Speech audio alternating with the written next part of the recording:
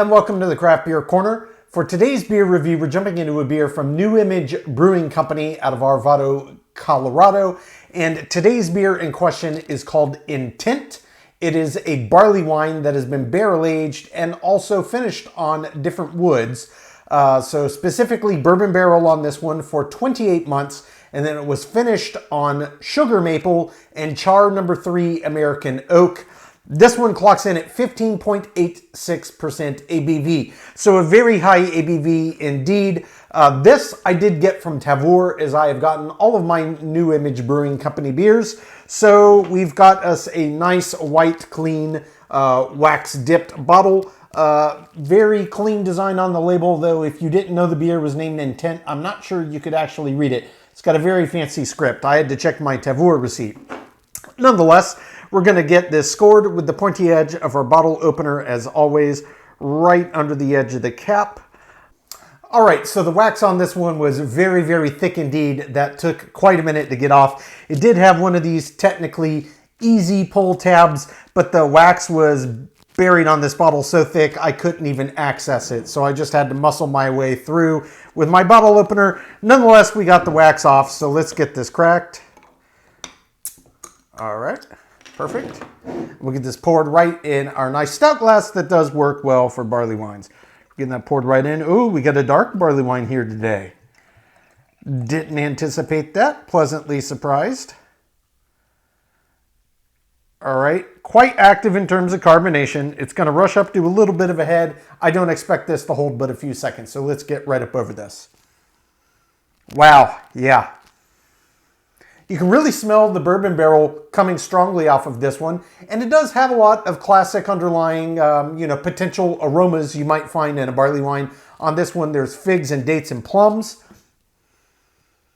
But it does have this darker malt bill underneath. And I am definitely smelling some larger elements of roast than you would typically find on a barley wine. But on these darker barley wines, they could call it a black barley wine. If they wanted to be more specific, they did not. They just called it a barley wine. It's still in the spectrum, of course.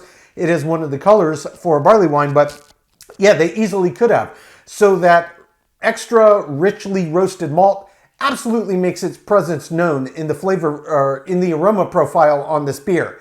It's very big, it's very bold. So you get the classic bourbon barrel aromas you would expect, smells of bourbon, smells of whiskey. You get slight kind of vanilla notes, a little bit of caramelization. There's a bit of molasses, some figs, some dates, some plum, and a nice little roasty underpinning. There's even minuscule suggestions of a coffee-like aroma. So we'll find out when we jump into the flavor profile of this beer if that actually translates into the glass, but I can tell you it's got a bold, pungent aroma that smells absolutely fantastic. Yeah, as expected, it's a barley wine, guys. You know, their heads are what they are. So regardless, visually, yeah, I would call that a black barley wine. They didn't specify the sub-style, but I think that would be the most appropriate classification. So let's just jump right in and see what this is about.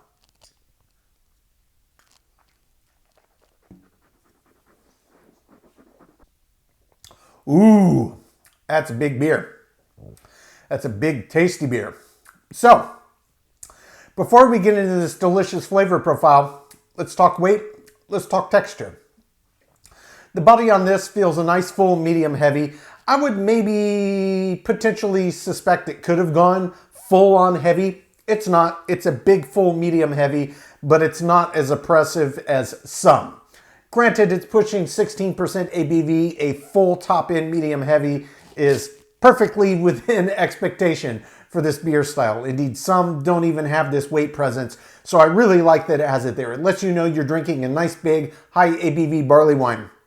In terms of the mouthfeel, you can feel the resistance on this, but really, for the ABV range for this, it just feels kind of middle of the road average to me in terms of the mouthfeel. It's not overly resistant. It's not lightly resistant. You can feel it there, but it's not quite as thick and viscous and resistant as I would expect for the beer style and the ABV range to be certain. It's really just kind of middle of the road. In terms of the flavor profile, this is where it gets really nice and really fun. So they did a lot of interesting things with this beer. Aside from the bourbon barrel aging, of course, they finished it on a couple different types of wood. And that actually is making a noticeable impact in this flavor profile.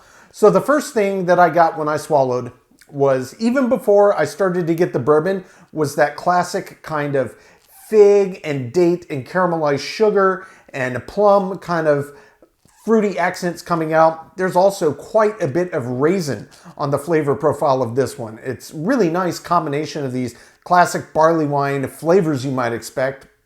And then the bourbon comes through. Really, it hit my palate right about the 1.5 second mark. That's when I finally started to taste it. Aha! It does have a nice warming sensation. It is a high ABV beer, so it really pairs well with what they did with this beer for my money. Now, in terms of the wood finishing, there was a noticeable effect on this beer. There was actually a little bit more of this kind of woody back to it. It's got this kind of woody earthiness to it that really comes kind of on the back side of the finish. Once you hit roughly the 30-second mark, that's when you start to pick out this wood they finished them on, and it's quite nice. So let's talk a bit more specifics about the flavor compounds that are being imparted by this malt bill. So this is a darker barley wine. Yes, it's got the classic kind of rich cobbler-esque kind of fruit accents, but it also does have a bit more depth. And I was getting a lot of molasses out of this one, which I would expect is coming from this malt bill and not kind of from the normal flavor spectrum you could taste on barley wine. Certainly you could get that, but it's a lot richer on this. And I think it is 100% coming from the fact that this is a black barley wine. There were slight hints of coffee on the nose. There is a slight hint of coffee in the flavor. It's not pronounced, and it really only pops out once you get to the back end of the finish on this beer, but it pops in kind of in tandem with the wood finishing that they did. And that part of it, yeah, I can't say, oh yeah, that tastes like sugar maple. Oh, that tastes like charred No. 3 American oak. But no, there is a distinct woodiness to it. Now, the fact that they use charred American oak, which would also be the barrel used for bourbon process making, I almost expected it to impart a lot of these maybe bordering on smoky char notes. I didn't get it on first sip. So when I jump back in here in a minute, I'm going to be paying really close attention to any other nuance I might have missed. And of course, we will talk about the balance of the finish. So jumping in for take two.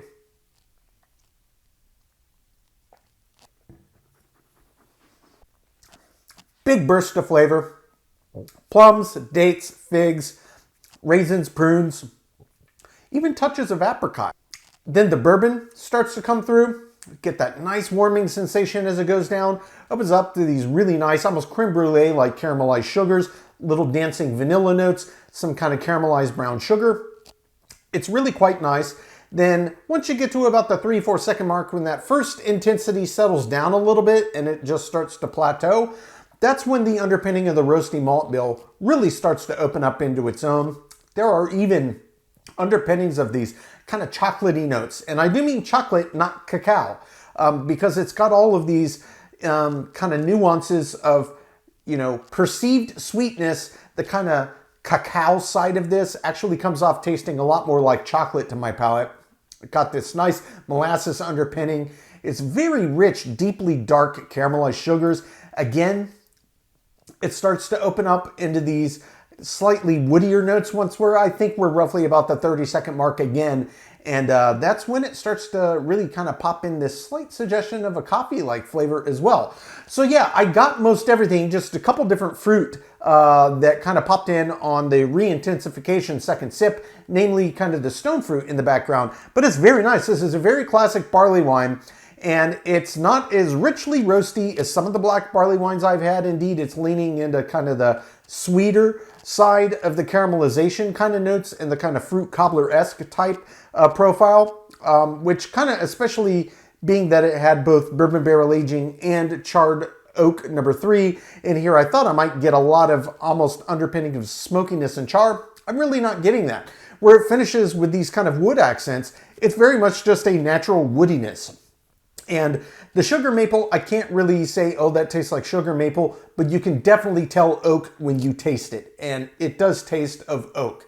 So yeah, very, very nice barley wine, guys. This is another big one. It's just a big in-your-face beer. like most barley wines, this is no exception. Indeed, it's quite flavorful. In terms of the balance on this, we're talking balance obviously between the different ratios of the malts they used in a barley wine like this, as well as, you know, what specific bourbon barrel they used for the aging, how long they left it in. We know that 28 months. And then they finished it off with different woods. So how long and, you know, in what volume. I don't know the specifics, but I can tell you, even though this was bourbon barrel aged for 28 months, the bourbon is just an added bonus on this beer. It's not impacting your ability to get all of the base underlying beer styles nuance at all. In fact, it just adds more layers to it. It just keeps stacking on.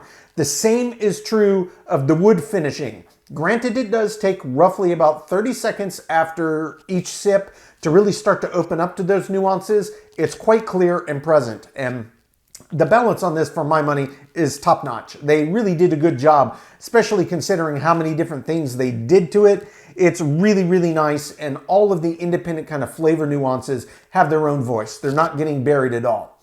In terms of the finish, it is well longer than your average beer, to be certain. For a nearly 16% barley wine, it's maybe not quite top tier, but it is above average. And where it finishes on the end of the finish is very much a long, pronounced bit of this kind of fig and date, slight bits of raisin, a little bit of that residual wood finishing, a little bit of the residual bourbon barrel aging, and a lot of this kind of caramelized brown sugar and molasses. So there's a lot of notes that linger long onto the back of the finish on this one that is above average. I would say it almost dissipates to nothing once you get around the minute 30-second mark. So it's not quite as long as some, but it's definitely above average. But either way, it's a very nice wet round finish with a ton of flavor and nuance. It basically finishes exactly how it started. Guys, this is a really, really nice barley wine. I'm going to take my time, sip on this, come up with my scores. When we come back, we will get this one ranked from top to bottom.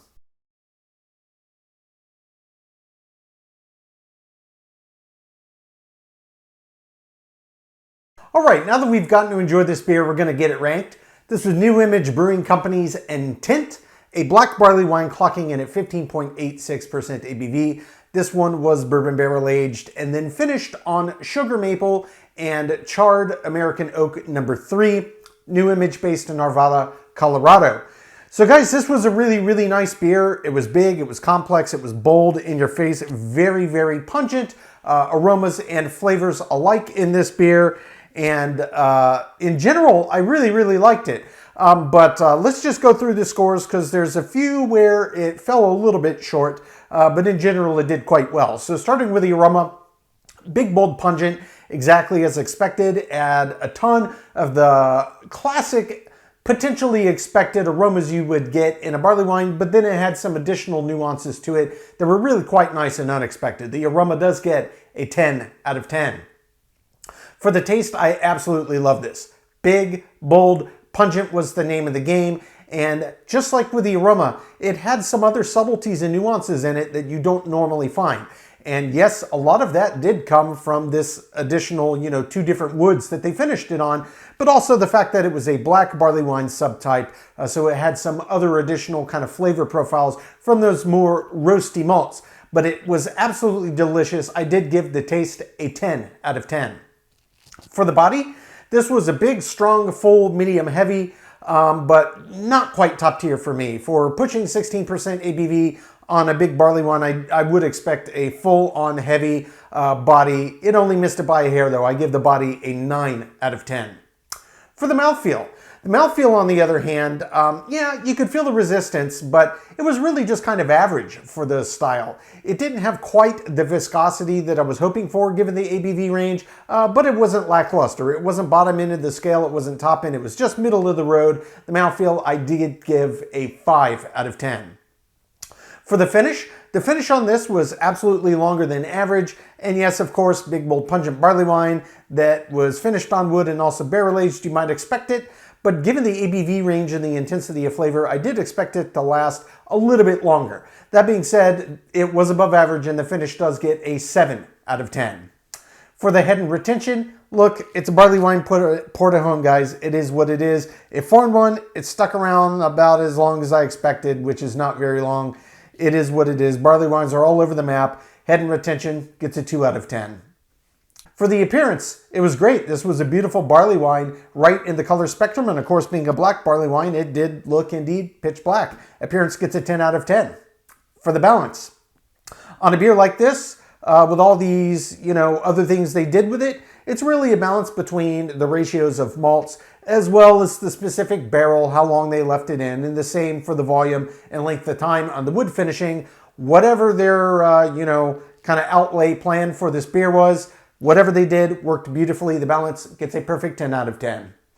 Feeling in the intangible, subjectively, I loved it. I gave it a perfect 10 out of 10. And then finally, example of style. So in general, this was a very, very good example of a very, very well done barley wine, but it did lose some reasonably big points in a few key categories, so I couldn't quite give it a perfect score, but I only docked 1 point here. Example of style, I give it a 9 out of 10, which does bring the total score on New Image Brewing's Intent to an 82 out of 100. So guys, yeah, well above average. And look, this is another one of those beers where I would say it's a case of the beer is more than the sum of its scores. If you're a fan of barley wines, be they barrel-aged or otherwise, this is one I would recommend all day long. I mean, most people that drink barley wines, they're going to drink barley wines when they can get them because it is a hard beer style to find.